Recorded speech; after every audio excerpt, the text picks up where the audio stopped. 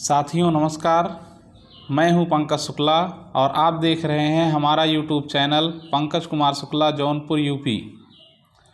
साथियों 25 प्रश्नों वाली क्लास जो कि करंट अफेयर पिछले एक साल का है, जनवरी 2023 से जनवरी 2024 तक का। इस क्लास में हम लोग 25 प्रश्न पिछली 4 कक्षाओं में पढ़ चुके हैं। आज का यह वीडियो अगले 25 प्रश्नों के लिए है जो हमारे लिए महत्वपूर्ण होगा। सभी प्रतियोगी परीक्षा की तैयारी कर रहे छात्रों के लिए एक मजबूती प्रदान करेगा, जो फास्ट रिवीजन करना चाहते हैं उन हमारे प्यारे साथियों के लिए। आइए देखते हैं। पहला प्रश्न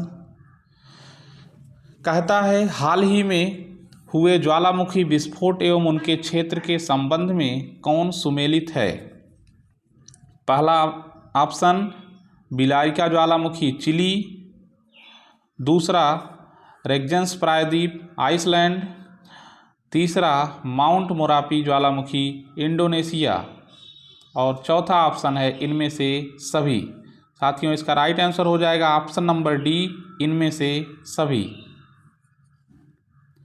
दूसरा प्रश्न, भारत का दूसरा पूरी तरह से स्वदेशी रूप से निर्मित 700 मेगावाट का दबाव युक्त भारी जल परमाणु रिएक्टर कहाँ स्थापित किया गया?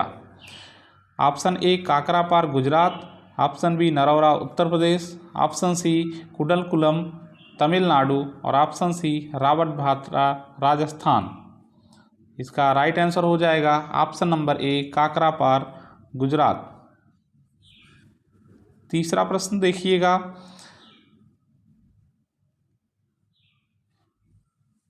तीसरा है खेलो इंडिया पैरा गेम्स 2023 के संबंध में कौन सा कथन सत्य है?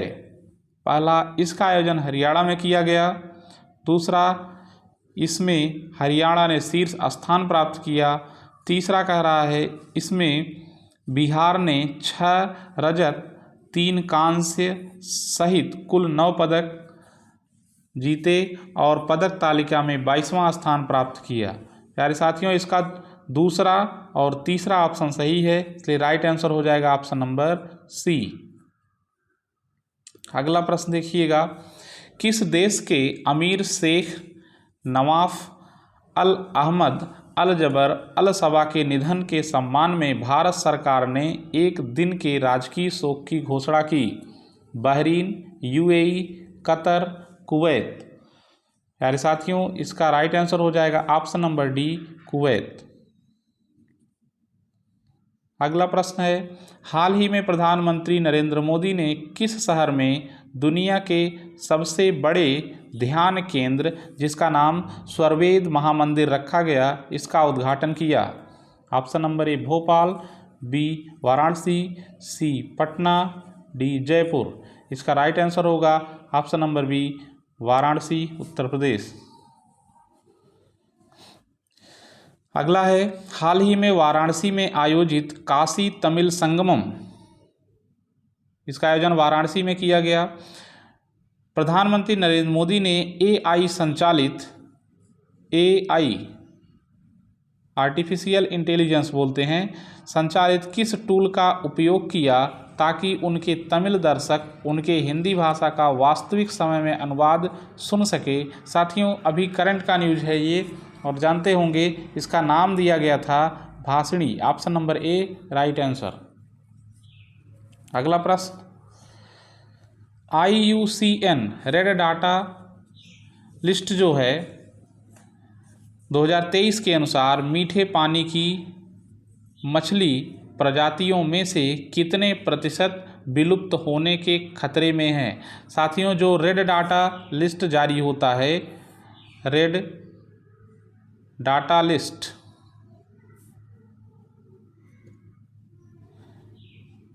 ये जो है ऐसी कुछ प्रजातियां हैं जो विलुप्त होने के कगार पे हैं, उनसे रिलेटेड है। उसमें पूछ रहा है कि मीठे पानी की मछली प्रजातियों में से कितने प्रतिशत विलुप्त होने के खतरे में हैं? इसका राइट आंसर होगा ऑप्शन नंबर ए 25%। अगला प्रश्न देखिएगा, भारत की पहली महिला निम्नलिखित में से कौन है जिन्हें international institute for the unification of private law UNIDROIT की गवर्निंग काउंसिल के लिए चुना गया है? भारत की ऐसी कौन सी महिला है जिन्हें UNIDROIT की गवर्निंग काउंसिल के रूप में चुना गया है? ऑप्शन ए है अमृता भारती, ऑप्शन बी है श्वेता मिश्रा, ऑप्शन सी उमा शेखर और ऑप्शन डी रिया वर्मा। इसका राइट आंसर होगा option number C Uma Shekhar. अगला प्रश्न है, भारतीय नौसेना किस देश द्वारा प्रदत्त सेवा मुक्त किए गए उन्नत fast attack craft INC Tarmugli को औपचारिक रूप से पुनः शामिल करेगी? Option A Sri Lanka, B Japan, C दक्षिण कोरिया, डी मालदीव। इसका राइट आंसर होगा ऑप्शन नंबर डी मालदीव। अगला प्रश्न, हाल ही में किस खिलाड़ी को अंतर्राष्ट्रीय टेनिस महासंघ के 2023 ITF विश्व चैंपियंस के रूप में सम्मानित किया गया? ऑप्शन ए नोवाक जोकोविच, option B Aryna Sabalenka, option C Rafael Nadal और ऑप्शन डी ए एवं बी दोनों। साथियों, इसका राइट आंसर होगा ऑप्शन ए और बी दोनों, इसलिए ऑप्शन डी सही होगा। अगला प्रश्न, हाल ही में BCCI ने किस पूर्व क्रिकेटर की जर्सी को रिटायर करने का निर्णय लिया है? ए है राहुल द्रविड़, बी सौरव गांगुली, सी वीरेंद्र सहवाग और डी महेंद्र सिंह धोनी। इसका राइट आंसर हो जाएगा option number D Mahendra Singh Dhoni. 12वां है, मझगांव डाक शिप बिल्डर्स और नेवल्ट द्वारा संयुक्त रूप से विकसित देश की सबसे तेज सौर इलेक्ट्रिक नाव बाराकुंडा को किस राज्य में लॉन्च किया गया? बाराकुंडा को पूछ रहा है किस राज्य में लॉन्च किया गया। दिया है गोवा, केरल, उड़ीसा और आंध्र प्रदेश। इसका राइट आंसर होगा Kerala, option number B right answer. अगला प्रश्न है, हाल ही में वर्ष 2023 के लिए इंदिरा गांधी शांति पुरस्कार किसने जीता? ऑप्शन ए पियानो वादक डेनियल बरेनबोइम, बी शांति कार्यकर्ता अली अबू अवाद, ऑप्शन सी ए एवं बी दोनों, ऑप्शन डी इनमें से कोई नहीं। तो दोनों लोगों को इंदिरा गांधी शांति पुरस्कार दिया गया है 2023 का। Option number C is right answer. अगला प्रश्न है, हाल ही में किस राज्य सरकार ने राज्य के स्वामित्व वाली राज्य परिवहन निगम की बसों में महिलाओं और ट्रांसजेंडर्स के लिए मुफ्त बस यात्रा योजना शुरू की है? महिलाओं और ट्रांसजेंडर के लिए मुफ्त बस यात्रा योजना शुरू किया गया किस सरकार के द्वारा? Option A Tamil Nadu, B Telangana, C Andhra Pradesh, D Kerala. इसका राइट आंसर होगा ऑप्शन नंबर बी तेलंगाना।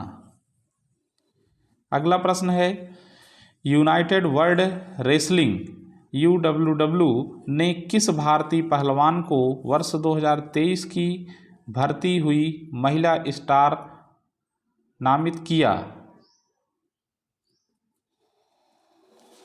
कहता है यूनाइटेड वर्ल्ड रेसलिंग ने किस भारतीय पहलवान को वर्ष 2023 की भर्ती नहीं बल्कि यहाँ करेक्शन करना है, इसकी जगह होगा उभरती हुई महिला स्टार नामित किया है? Option A Alka Tomar, B Anshu Malik, C Geeta Phogat और डी अमित पंघाल। ये करेक्शन कर लीजिएगा साथियों, भर्ती नहीं बल्कि उभरती हुई महिला स्टार नामित जो हुई हैं उनका नाम है Amit Panghal. Option number D is right answer.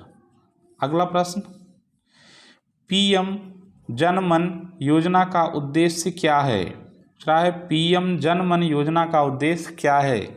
4 option है। पहला है जनजातीय समुदायों को मुख्य धारा में लाना, दूसरा है महिला साक्षरता को बढ़ावा देना, तीसरा है अनुसूचित जाति के छात्रों के लिए निःशुल्क शिक्षा और चौथा है कृषि क्षेत्र में नवीन तकनीकी को बढ़ाना। तो पीएम जन मन योजना साथियों याद रखना है, जन मन से याद रखिए जनजातीय, तो ये ऑप्शन याद रहेगा, प्रश्न का आंसर भी याद रहेगा। जनमन याद करिए और जनजाति याद करिए। Option number A is right answer, जनजातीय समुदायों को मुख्य धारा में लाना, इसका पहला आंसर सही होगा। अगला प्रश्न है, भारत को अंतर्राष्ट्रीय समुद्री संगठन IMO परिषद में 2 वर्ष के लिए फिर से चुना गया है। तो वे 2 वर्ष कौन से होंगे जिसके लिए भारत को अंतर्राष्ट्रीय समुद्री संगठन परिषद में फिर से चुना गया है? इसका ऑप्शन है 2024 एवं 25, 2026 एवं 2027, 2025 और 2026, 2029 और 2030। इसका राइट आंसर होगा ऑप्शन नंबर ए 2024 एवं 2025। अगला प्रश्न, 22 दिसंबर 2023 को केंद्रीय गृह मंत्री अमित शाह ने किस शहर में देश के पहला साइबर सुरक्षा केंद्र का उद्घाटन किया जिसे सेनकॉप्स नाम दिया गया? जिसका नाम सेनकॉप्स, जो भारत का पहला साइबर सुरक्षा केंद्र होगा, वह कहाँ स्थापित किया गया? Option A Hyderabad, B Chennai, C Chandigarh, D Surat. इसका राइट आंसर होगा ऑप्शन नंबर सी चंडीगढ़। निम्नलिखित में से कौन सा देश वर्ष 2023 में प्रवासियों से सबसे अधिक 125 अरब डॉलर की प्राप्तियों के साथ विश्व में शीर्ष पर रहा?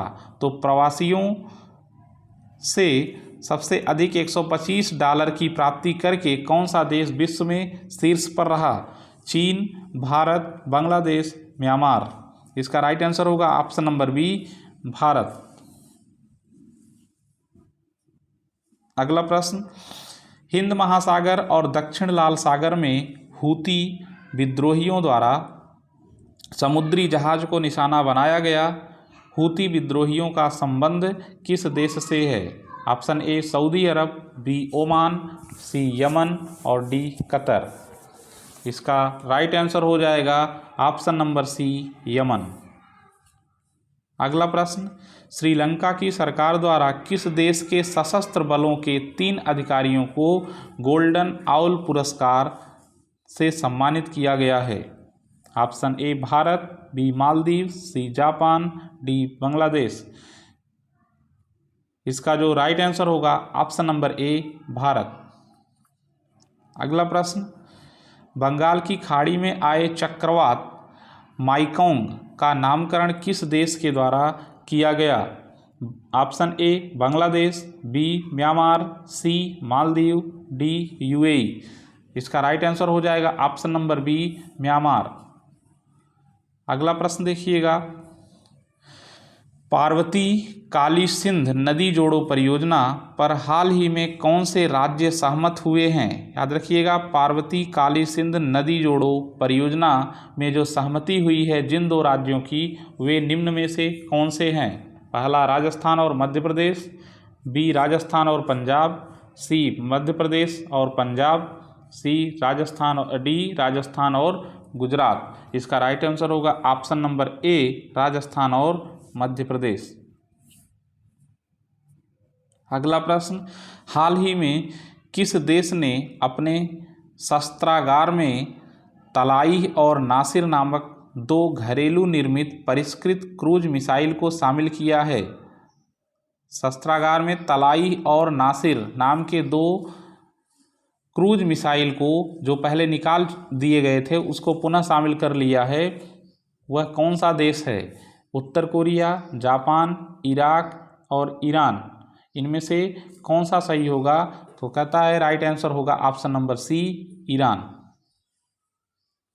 अगला और आज के सेशन का लास्ट प्रश्न है, निवासियों की ज़रूरतों के बारे में व्यापक जानकारी इकट्ठा करने, जमीनी स्तर पर एक विस्तृत डेटाबेस बनाने के लिए किस राज्य सरकार द्वारा हाल ही में प्रजा पालन कार्यक्रम की शुरुआत की गई? प्रजा पालन कार्यक्रम की शुरुआत निम्न में से किस राज्य के द्वारा की गई? ए है Andhra Pradesh, B Telangana, C option A Andhra Pradesh, B Orissa, C Telangana, D Kerala. इसका राइट आंसर हो जाएगा ऑप्शन नंबर सी तेलंगाना। साथियों, आज के लिए हमारा 25 प्रश्नों का यह सेशन यहीं पर समाप्त होता है। और वीडियो को अपने साथियों तक अधिक से अधिक शेयर करिए, हमारे चैनल को सब्सक्राइब करिए, लाइक करिए और कमेंट दीजिए। साथ ही अपने उन सभी साथियों के पास शेयर ज़रूर करिए जो लोग प्रतियोगी परीक्षा की तैयारी कर रहे हैं। आपके हिसाब से अगर लगता है कि यह वीडियो महत्वपूर्ण है, ये सेशन आता रहेगा और 500 प्रश्नों की सीरीज कंप्लीट की जाएगी। आप अपनी तैयारी को ज़ोरदार तरीके से करिए, रिवीजन कराने की जिम्मेदारी हमारी है। आज के लिए इतना ही। Thank you.